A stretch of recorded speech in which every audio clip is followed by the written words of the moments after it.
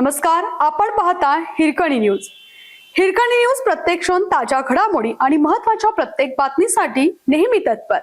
लग्नासाठी मुली मिळेनात म्हणून आलं नैराश्य, मनातून खचला आणि तरुणाने थेट नदीत घेतली उडी। वयाची तिशी ओलांडूनही विवाह होत नसल्याच्या नैराश्यातून तरुणाने पंचगंगा नदीत उडी मारून आत्महत्या केली। सुमित श्रीकांत तेली, वय 30, राहणार शुक्रवार पेठ असं त्याचं नाव आहे। याबाबत करवीर पोलिसांनी दिलेली माहिती अशी, सुमित बुधवारी रात्री घराबाहेर पडला होता। शिवाजी पुलावरून त्यांनी उडी घेतल्याचे काहींनी पाहिलं होतं। रात्री उशिरापर्यंत शोध घेऊनही तो मिळाला नव्हता। आज सकाळी अग्निशमन दलाच्या पथकाने त्याचा मृतदेह पाण्यातून बाहेर काढला। करवीर पोलीस ठाण्यात याची नोंद झाली आहे। आई, वडील, लहान भावासोबत सुमित शुक्रवार पेठेत राहत होता। तो शाहूपुरीतील रेडियम दुकानात कामाला जात होता। गेले काही दिवस त्याच्या विवाहाची चर्चा नातेवाईकात सुरू होती।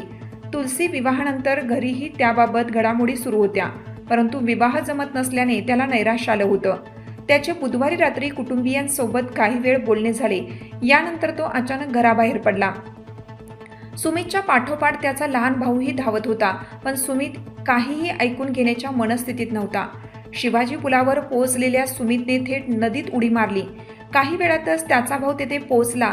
त्याने आरडाओरडा करून मदतीसाठी धावा घेतला, परंतु सुमित कोठेही मिळून आला नव्हता। रात्री उशीर झाल्याने शोध मोहीम थांबवण्यात आली।